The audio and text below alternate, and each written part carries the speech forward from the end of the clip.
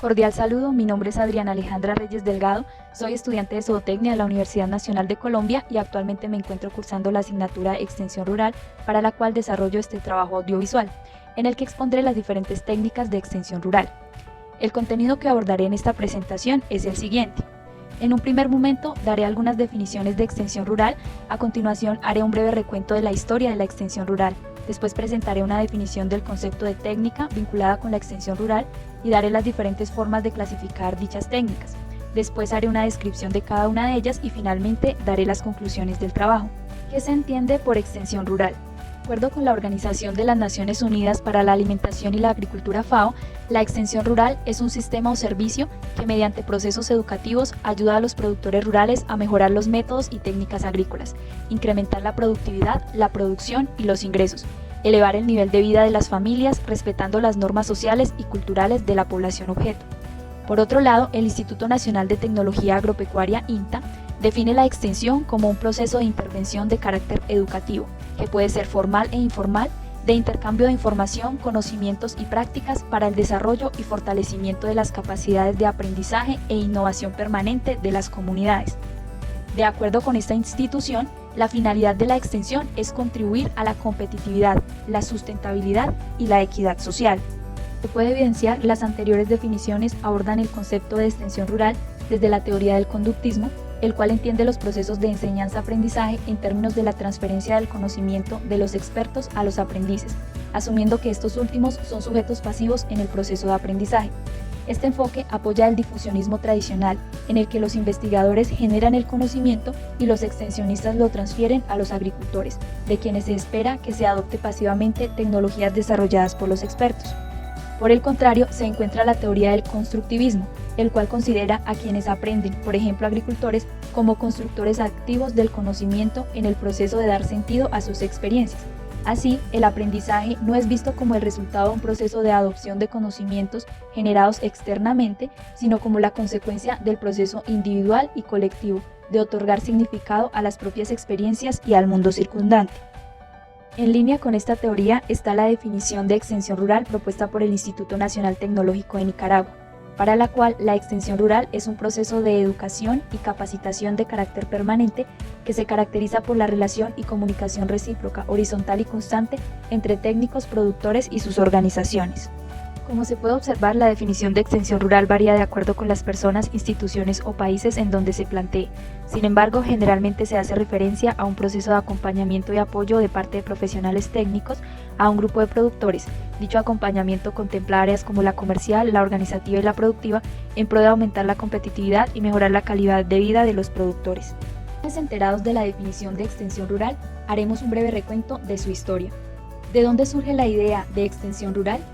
Es en Europa, en la época del Renacimiento, donde se encuentran las primeras bases de lo que actualmente se conoce como extensión rural, ya que se establecieron escuelas que incorporaban dentro del pensum académico el desarrollo de actividades agrícolas que eran realizadas en granjas.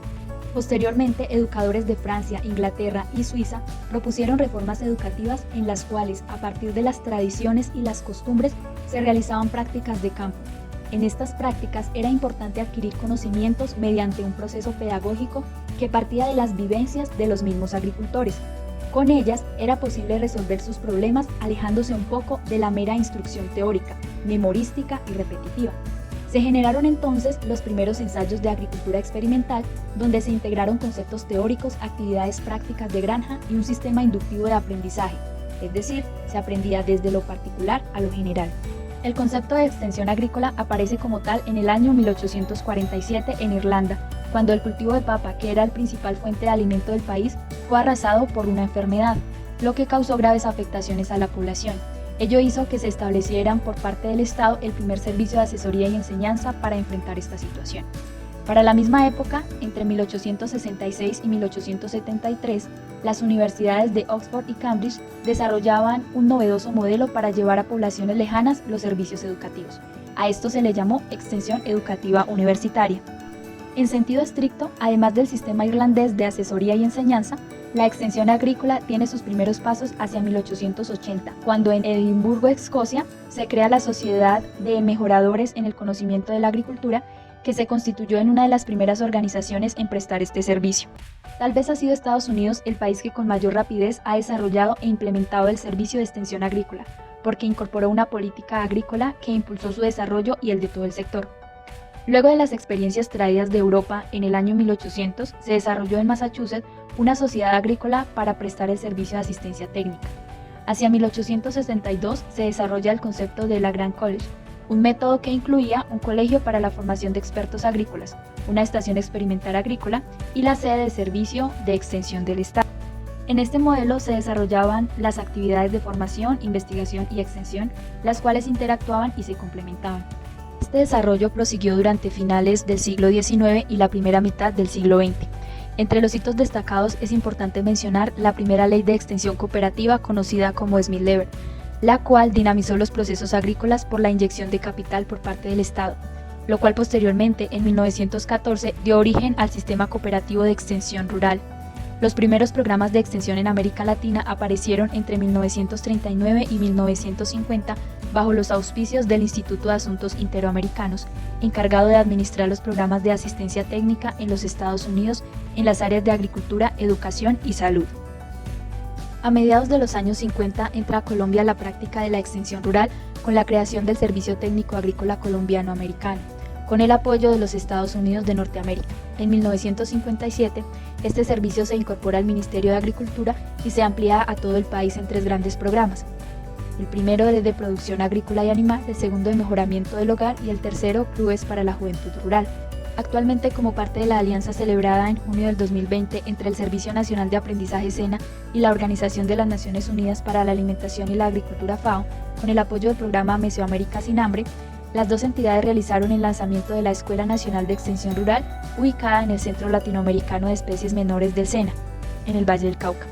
Se trata de una escuela metodológica que facilitará la capacitación, formación y certificación de competencias laborales de los productores agropecuarios y de los futuros extensionistas del país. Como conclusión al recuento histórico de la extensión rural, vale la pena referir que muchos autores concuerdan con que a lo largo de la historia la extensión rural pasó de tener un enfoque encaminado a una transferencia lineal y jerárquica de tecnologías hacia otros horizontales, interactivos y participativos, y a tener un enfoque centrado en la relación practicante-agricultor a otros de carácter territorial o interinstitucional. A continuación abordaré la definición y clasificación de las técnicas de extensión rural. Se entiende por técnica al conjunto de procedimientos, reglas, normas, acciones y protocolos que tienen como objetivo obtener un resultado determinado y efectivo. Por tanto, las técnicas que se aplican en la extensión rural son todos aquellos procedimientos, reglas o acciones que se utilizan para transmitir, pero también para construir un conocimiento dirigido a la población rural y con lo cual se busca el desarrollo integral de las mismas. Las técnicas de extensión rural se pueden clasificar según los objetivos, según el número de las personas a las que va dirigida, de acuerdo al modo de organización o los costos de utilización en la organización de cada una de ellas. Dentro de la clasificación en el número de las personas a las que va dirigida se encuentran las técnicas individuales, grupales o masivas. Dentro de las técnicas individuales más utilizadas se encuentra la carta personal, la consulta telefónica o de oficina, la visita predial, la asistencia técnica, el asesoramiento, el adiestramiento, las demostraciones de resultados. La carta personal permite algún grado de contacto con la población rural cuando no es posible visitarla personalmente y usualmente se usa para felicitar, responder preguntas concretas o invitar a una actividad específica. La consulta telefónica o de oficina resuelve en un momento un proceso o una toma de decisión puntual. Por ejemplo, conocer la información con respecto a un agroinsumo, digamos utilizando determinada dosis o un agroinsumo utilizado en determinadas circunstancias. Las visitas prediales pueden ser utilizadas tanto a nivel individual como a nivel grupal, ya sea para realizar un servicio puntual o para capacitar al productor. En ella se realiza una entrevista al productor en la propia unidad de producción para observar distintos procesos productivos, analizarlos y obtener información que permita dar un diagnóstico y plantear una propuesta de intervención. Con la visita predial se deben tener en cuenta 3 aspectos importantes, que son los objetivos, el diagnóstico y la intervención. Es de vital importancia que al momento de planificar las actividades que se van a realizar en la visita predial se plantee, en primera instancia, los objetivos que se quieren alcanzar tanto a nivel general con la intervención o acompañamiento como a nivel particular con la visita predial, que se tengan presentes las expectativas y se clarifiquen los roles o funciones que se pueden desempeñar. Así, por ejemplo, se deben preguntar: ¿qué espera el productor de mí? ¿Qué tipo de aporte puedo ofrecer? Voy como proveedor de insumos o buscando información o para ofrecer asesoramiento o capacitación al productor. Acordar la visita y el tiempo estimado de duración. Acordar una forma de trabajo, días de visita, horas, informes, costos. Considerar en qué momento del proceso de trabajo me encuentro. ¿Tengo un tema concreto acordado o es una reunión de agenda abierta? Tener presente poder responder las siguientes preguntas. ¿Es preferible observar el campo primero y luego dialogar en la casa u oficina o a la inversa? ¿Qué medio utilizaré para registrar la información durante la visita a la unidad de producción? ¿Un computador, un cuaderno, una planilla, etcétera? En cuanto a la fase de diagnóstico, es importante tener un enfoque de sistema y distinguir en el agroecosistema 3 subsistemas fundamentales como el tecnosistema, el ecosistema y el sociosistema, para así poder identificar los distintos problemas o falencias que se presenten en la producción. Por último, en la fase de intervención se puede adoptar un estilo propositivo transmisor en el que se den recomendaciones respecto a lo que es necesario hacer y modificar, o tomar un estilo participativo en el que se incorporen los puntos de vista y las opiniones de todas las personas que influyen en el comportamiento, en la eficiencia de la unidad de producción. Asistencia técnica es una consulta que incluye la visita predial. En ella el técnico diagnostica el estado y evolución de un proceso biológico o tecnológico para colaborar en la toma de decisiones sobre el problema puntual consultado. En el asesoramiento se incluyen el diagnóstico y la planificación de todo el sistema productivo. Se interviene en la toma de decisiones del productor tanto en aspectos técnicos como de organización de la empresa o manejo económico. En el adiestramiento, consiste en capacitar a una persona, generalmente un líder comprometido, dispuesto a difundir la información en sus comunidades, con una técnica o práctica específica y aclarar todas las dudas, verificando que sí la aprendió correctamente a través de la evaluación de la calidad del trabajo, que lo realice en un periodo de tiempo óptimo con recursos y esfuerzos mínimos. Por último, dentro de las técnicas individuales está la demostración de resultados, que consiste en la selección de un agricultor, una finca y un lote adecuado según su ubicación, según las condiciones agroclimáticas u otras consideraciones, para el establecimiento y mantenimiento de un ensayo determinado al que se realiza asesoría permanente con el fin de hacer la demostración a otros agricultores. Ahora hablaré sobre las técnicas grupales. Las técnicas grupales se pueden clasificar según su objetivo, en técnicas informativas de carácter académico, en técnicas informativas de tipo informal, en resolutivas y de promoción. Las técnicas informativas de carácter académico buscan transmitir información a la audiencia obtenida a través de trabajos de investigación, experimentación o prácticas especializadas. Dentro de ellas está el panel, el simposio, las conferencias. También están las técnicas informativas de tipo informal que apuntan a un intercambio de datos y resultados obtenidos a través de experiencias empíricas, de ensayos y de otras observaciones. Dentro de ellas se encuentran las visitas, las reuniones, las charlas. Las técnicas resolutivas persiguen promover discusiones que apunten a tomar decisiones, es decir, que en la actividad se resuelvan determinados problemas o cuestiones, por ejemplo las asambleas o las jornadas, y las de promoción como los concursos y las ferias. En las técnicas grupales también se encuentra la demostración del método, la demostración de resultados, los ensayos extensivos, las escuelas de campo de agricultores, las reuniones, los sociodramas, el trabajo con líderes, la demostración potencial de resultados, la gira de estudios, entre muchas otras. En cuanto a la demostración del método, con esta técnica el extensionista enseña paso a paso y en detalle a un grupo de agricultores una práctica específica y aclara todas las dudas que tenga al respecto. Además puede verificar si el agricultor realmente la aprendió, puesto que debe repetirla correctamente en su presencia. El objetivo es demostrar al agricultor el funcionamiento práctico de la técnica específica de la mano del extensionista a fin de que pueda ser más eficiente y reducir los costos por falta de dominio de ciertas actividades. En cuanto a la demostración de resultados, como se explicó anteriormente, en su etapa inicial es una técnica individual en la que se implementa un ensayo en una producción determinada. No obstante, se puede considerar como técnica grupal porque se utiliza para demostrarle a un grupo cómo una innovación cualquiera puede ayudar a los agricultores en sus respectivas fincas. Trabaja con base en el lema ver para creer. Los ensayos extensivos en esta técnica se realiza la misma metodología que en la demostración de resultados, pero ya no en fincas de productores, sino en fincas pertenecientes a estaciones de investigación o a otro organismo oficial. Los ensayos se realizan bajo condiciones ideales en donde se demuestra cualquier innovación. Es por esto que muchas veces esta técnica genera dudas y reservas en los agricultores en cuanto si ellos podrán lograr los mismos resultados o rendimientos en sus fincas, por lo cual el técnico debe continuar este proceso haciendo debates de grupo, demostraciones en otras fincas. En cuanto a las escuelas de campo de agricultores, es una técnica de formación participativa que se basa en la construcción colectiva de conocimiento y se caracteriza en el proceso de autoaprendizaje. En ella se busca que los participantes aporten sus conocimientos sobre el tema, se realizan situaciones puntuales, se comparan opiniones y se toman decisiones con base en lo aprendido, en torno a un ciclo productivo de interés de los productores agropecuarios que participan del proceso de formación. En las reuniones pues están las conferencias, los debates, los sociodramas. También se realiza a nivel de técnica grupal el trabajo con agricultor líder. Esta técnica consiste en trabajar con un agricultor líder los procesos o tecnologías que se desean dar a conocer para que éste las trabaje y socialice en sus comunidades. En cuanto a la demostración potencial de resultados, esta técnica se selecciona una producción a la que no se realiza acompañamiento de extensión, pero que sea reconocido porque en sus prácticas y técnicas agrícolas sirve para aumentar la productividad y el extensionista la toma como un modelo para demostrárselas o dárselas a conocer a otras producciones. Por último están las giras de estudio, que es un recorrido por diferentes estaciones de investigaciones y campos de demostración con agricultores líderes que demuestran interés por la adopción de nuevas tecnologías con el fin de generar discusión entre ellos y conocer mejor sus puntos de vista. En cuanto a las técnicas masivas están los días de campo, la exposición, los concursos o competencias. En los días de campo pues es una técnica de extensión que implica una jornada de trabajo en la que se incluyen diferentes técnicas como conferencias, demostraciones de método, debates, entre otras, que van dirigidas a un grupo grande de personas. Generalmente se realiza por un grupo de técnicos de extensión quienes demuestran en una finca adecuada para el efecto, ya sea por su tamaño, ubicación y buen manejo, cómo realizar varias tareas afines y los resultados obtenidos con ellas. Por el alto costo que tiene esta técnica es importante realizar una minuciosa planificación y hacer seguimiento posterior a los participantes. En cuanto a las exposiciones, entonces son técnicas en las que un equipo de extensionistas efectúa demostraciones de equipos, su funcionamiento y los resultados de su utilización con libre acceso al público y sin ningún programa u orden previamente establecido. Cada persona puede recorrer por donde quiera y concentrarse en lo que más le interesa. Por esta razón se puede producir embotellamientos con grandes grupos reunidos en algunos aspectos que les parecen más interesantes.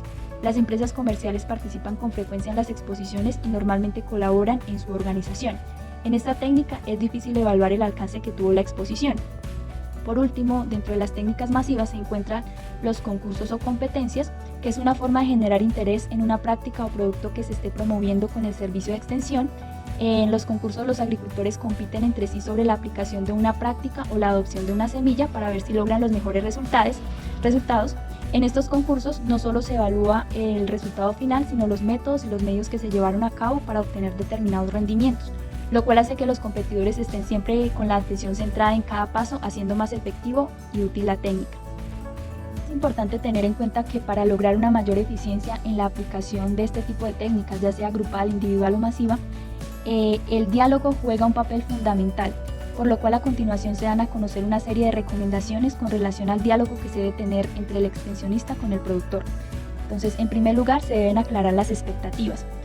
Se debe ser consciente de las expectativas propias y del otro. Esto se debe hacer antes de comenzar la conversación o durante la fase inicial. Poner en claro las intenciones a fin de que ambos sepamos a qué atenernos. Clarificar y reconocer nuestros propios roles y asegurar una relación de igualdad durante el diálogo. Segundo, mientras se expone se debe ganar confianza, lograr claridad y comunicar respeto. Y mientras escucho, debo esperar dialogar, es decir, debo escuchar con atención lo que mi interlocutor plantea, permitiéndole concluir sus ideas, acotando su intervención con comentarios cortos o con preguntas cuando sea necesario. También debo demostrarle mi confianza al otro y ser consecuente conmigo mismo. Por último, dentro de los comportamientos que obstaculizan el diálogo está empezar con asuntos delicados, hacer preguntas incisivas o inductivas, presionar por una respuesta, burlarse o menospreciar algún hecho, juzgar, clarificar o condenar, contrapuntear constantemente, es decir sí, pero tal cosa, exigir o amenazar, decidir por el otro, imponer la opinión propia, querer convencer y desatender los aspectos afectivos. De manera de conclusión, es importante decir que el proceso de extensión rural debe ser lo suficientemente sólido como para abordar las necesidades que surgen de la práctica, así como para contribuir en el desarrollo de las capacidades de los productores para gestionar la complejidad y no solo quedarse en la reproducción de modelos de formación tradicionales que se centran en la difusión de contenidos, por lo cual es de vital importancia saber identificar qué tipo de técnica de extensión es la más apropiada tanto para la temática, el contexto y el público al cual va dirigido. También es muy importante tener en cuenta lo que anteriormente o al finalizar la presentación se habló de las recomendaciones para el diálogo con los productores. Además, no puede decirse que hay métodos ideales, pues cada uno debe utilizarse según la situación que se presente. Hay algunos especiales para difundir rápidamente nuevas ideas o conocimientos teóricos, otros para influir sobre las actitudes de la gente y otros para enseñar destrezas prácticas. Se deduce que el extensionista debe conocerlos todos para estar en capacidad de seleccionar el más adecuado para cada situación. Muchas gracias.